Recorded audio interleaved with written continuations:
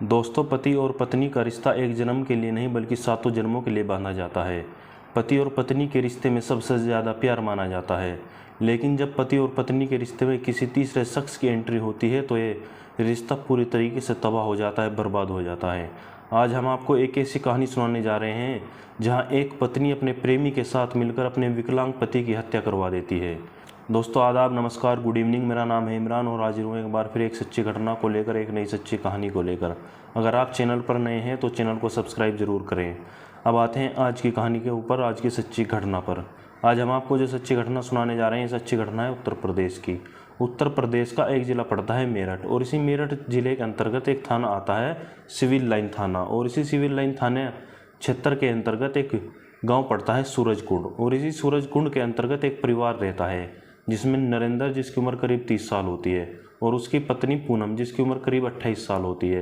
दरअसल नरेंद्र एक विकलांग व्यक्ति होता है और स्वास्थ्य विभाग के अंतर एक सरकारी कर्मचारी होता है। दरअसल 22 मार्च को नरेंद्र अपने घर से अपनी बहन के घर पेपला जाने के लिए निकलता है और देर शाम तक भी अपनी बहन के घर नहीं पहुंच पाता है।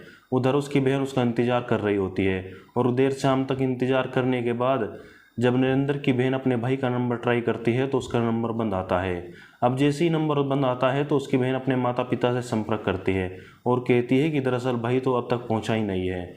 अब जैसे ही उसके माता पिता को ये बात पता चलती है तो उसके माता पिता भी नरेंद्र का नंबर ट्राई करते हैं, लेकिन नरेंद्र का नंबर बार बार बंद आ रहा होता है।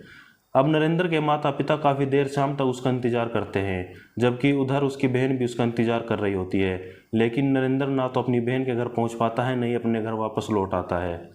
अब देर रात तक इंतजार करने के बाद नरेंद्र के माता पिता पुलिस स्टेशन जाते हैं और नरेंद्र की गुमशुदगी की एक रिपोर्ट दर्ज करा देते हैं। अब रिपोर्ट दर्ज होने के बाद पुलिस छानबीन और जांच पड़ताल में लग जाती है, और ठीक अगले दिन यानी कि 23 अप्रैल को एक थाना पड़ता है जानी थाना, और इसी जानी थाना क्षेत्र के अंतर्गत भोला झील के सड़क किनारे पर नरेंद्र की लाश बरामद हो जाती है। अब जैसे ही पुलिस उसकी लाश को देखती है तो लाश देखने के बाद सबसे पहले उसे अपने कब्जे में लेती है, और कब्जे में लेने के बाद नरेंद्र के माता पिता को उसकी सूचना दी जाती है। अब जैसे ही उसके परिवार को ये सूचना मिलती है तो नरेंद्र के माता पिता और नरेंद्र की पत्नी का रो रो कर बुरा हाल हो जाता है, और वे तुरंत मौके पर पहुंचते हैं। अब जैसे ही मौके पर पहुंचते हैं तो वह नरेंद्र की लाश से लिपट कर बिलख बिलख कर रोने लगते हैं। अब पुलिस डेड बॉडी को अपने कब्जे में लेने के बाद पोस्टमार्टम के लिए भिजवा देती है। अब पुलिस जब इस घटना के बारे में नरेंद्र की पत्नी से पूछताछ करती है तो नरेंद्र की पत्नी पूनम बताती है कि साहब, नरेंद्र की किसी के साथ भी कोई किसी भी तरह की रंजिश या किसी भी तरह की कोई पुरानी दुश्मनी थी ही नहीं। इसके बाद पुलिस नरेंद्र के माता पिता से जब पूछताछ करती है तो वे बताते हैं कि साहब, हमें तो नरेंद्र की मौत के पीछे कोई गहरी साजिश नजर आ रही है। अब पुलिस पोस्टमार्टम रिपोर्ट का इंतजार करने लगती है। अब जैसे ही करीब 2 दिन के बाद उसकी पीएम रिपोर्ट आती है तो पीएम रिपोर्ट देखने के बाद पुलिस वालों के भी होश उड़ जाते हैं, क्योंकि पीएम रिपोर्ट में निकल कर आता है कि नरेंद्र की मौत दरअसल पानी में डूबने के कारण हुई है। पुलिस आगे की जांच पड़ताल और छानबीन में लग जाती है, और पुलिस सबसे पहले नरेंद्र की कॉल डिटेल और उसकी पत्नी पूनम की कॉल डिटेल निकलवाती है। अब जैसे ही उनकी सीडीआर निकल कर पुलिस के सामने आती है तो पुलिस को पूनम की कॉल डिटेल में एक ऐसा नंबर मिलता है जिस पर पूनम हर रोज़ कई बार बातें करती है, और नरेंद्र की हत्या वाले दिन भी उसने कई बार उस नंबर पर बात करी होती है। अब पुलिस जैसे ही उस नंबर की जांच पड़ताल और छानबीन करती है तो पता चलता है कि यह नंबर किसी धीरज नाम के व्यक्ति का है, जो मेरठ शहर का ही रहने वाला होता है। अब पुलिस की जो शक की सुई होती है वह नरेंद्र की पत्नी पूनम के इर्द गिर्द घूमने लगती है, और पुलिस की एक टीम नरेंद्र के घर जाती है और उसकी पत्नी पूनम को पूछताछ के लिए उठाकर पुलिस स्टेशन लेकर जाती है। और जब उससे पूछताछ करती है तो पूनम इधर उधर की बातें करने लगती है, लेकिन जब पुलिस सख्ती से पूछताछ करती है और अपना तौर तरीका अपनाती है तो पूनम एक ऐसी कहानी बताती है जो आगे हैरान करने वाली है, परेशान करने वाली है। दरअसल पूनम बताती है कि साहब, आज से करीब 6 साल पहले उसकी शादी नरेंद्र के साथ होती है। शादी के बाद सब कुछ ठीक ठाक और सब कुछ नॉर्मल चल रहा होता है। नरेंद्र एक विकलांग व्यक्ति होता है और उसकी एक स्वास्थ्य विभाग में सरकारी नौकरी लगी होती है। अब नरेंद्र अपने परिवार का अच्छे तरीके से पालन पोषण कर रहा होता है, सब कुछ ठीक चल रहा होता है, और इसी बीच नरेंद्र की पत्नी पूनम की मुलाकात मेरठ के रहने वाले धीरज के साथ हो जाती है। धीरज और पूनम दोनों एक दूसरे के साथ बातचीत करते हैं, और बातचीत करने के बाद दोनों में दोस्ती हो जाती है। अब जैसे ही दोनों में दोस्ती होती है तो दोस्ती के बाद दोनों एक दूसरे का नंबर शेयर करते हैं, और नंबर शेयर करने के बाद दोनों बातचीत करने लगते हैं।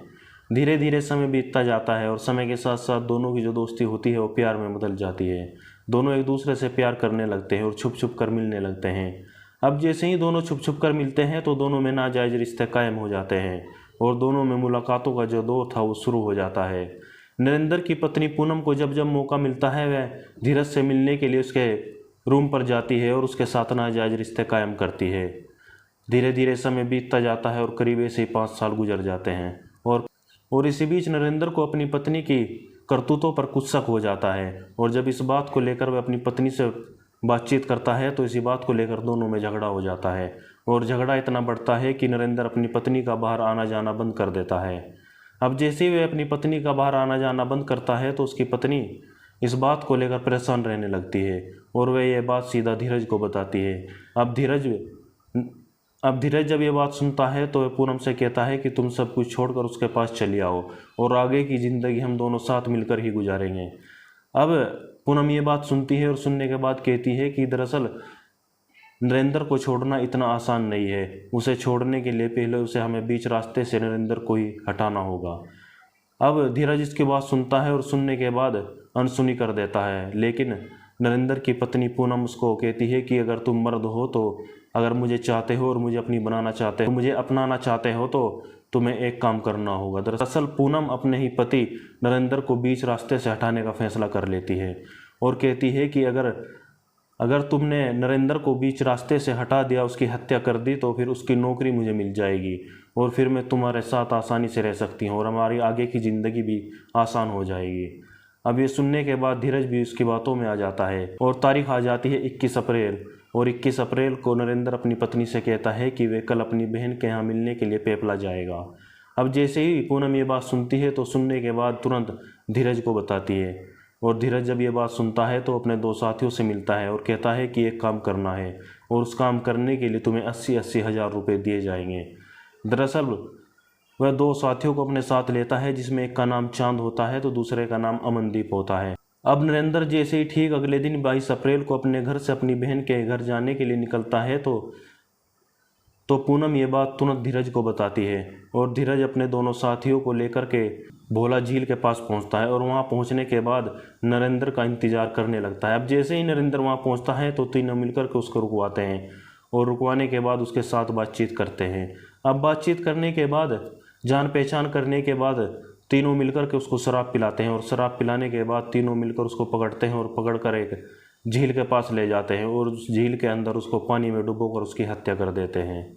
अब जैसे उसकी हत्या हो अब पानी जैसे ही नरेंद्र की मौत हो जाती है तो मौत हो जाने के बाद वे नरेंद्र की लाश को पानी से बाहर निकालते हैं और एक सड़क किनारे छोड़कर फरार हो जाते हैं। अब जैसे ही पुलिस इस घटना का खुलासा करती है तो खुलासा करने के बाद नरेंद्र की बेवफा पत्नी पूनम और उसके प्रेमी धीरज और उसके 2 साथी चांद और अमनदीप को गिरफ्तार करती है और गिरफ्तार करने के बाद गंभीर धाराओं में मुकदमा दर्ज करती है और सभी को जेल भेज देती है।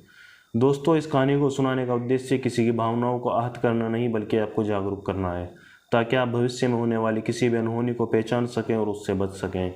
फिर मिलते हैं एक नई सच्ची घटना के साथ, एक नए क्राइम शो के साथ।